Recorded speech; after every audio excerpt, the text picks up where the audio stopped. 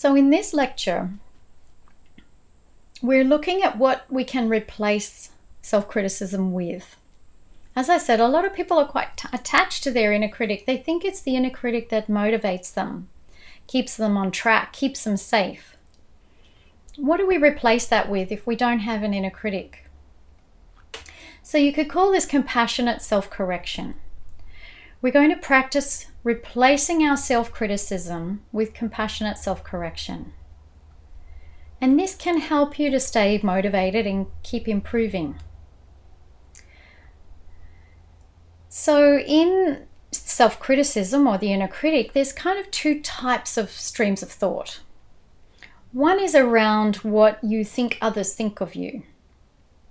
So like in my story about the memorial service, I'm thinking that that young woman thought that I was rude, that I left her out, that I was insensitive.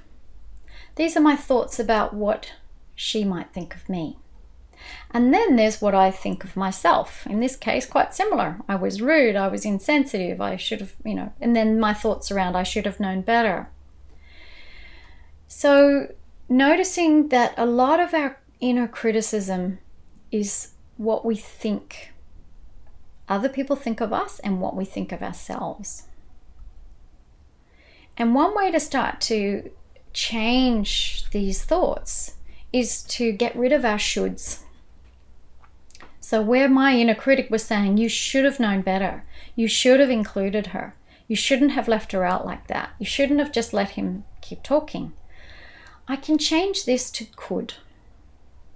So this is the compassionate self-correction. Like once I've connected with my disappointment and sadness at a lost opportunity to be kind and compassionate to someone, then I can reflect, okay, so I do want to change this. I do want to do better. How could I do this if this situation came up again? And by kind of reflecting and reviewing it, the next time that situation comes around, I'm more likely to know what to do in that situation because I've prepared for it. I haven't shut myself down and shamed myself.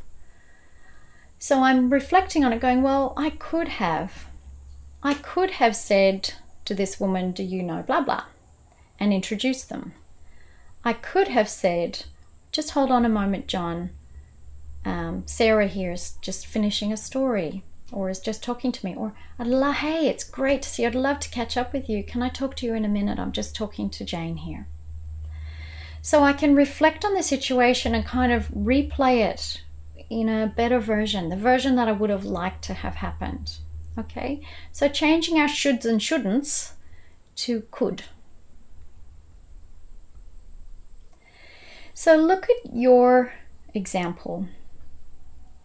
How could you do it differently? What could you have done in that situation? What would you like to do next time? And so for me with the hairbrush, rather than getting stressed and calling out, who's left the hair in the hairbrush again? Or saying to my husband, you always leave the hair in the hairbrush. I can reflect on that and think about, okay, so does this really matter? Does it really impact your day? And for me, it actually kind of did matter. So once I'd reflected on it and thought about it and realized after several attempts that my husband probably wasn't going to change his ways, I just bought a new hairbrush and kept my sort of toiletries bag in a different place, and no one was allowed to touch that brush because my daughter always used to borrow the brush and leave it in a different room, and I'd be running around late for work and couldn't find it. So it's a strategy, a way of having more order and predictability in the mornings, because it mattered to me to get to work on time and not get too stressed before I got to work. So what could you have done? What could you do differently? How could you deal with this situation by connecting to those deeper needs and longings and values underneath?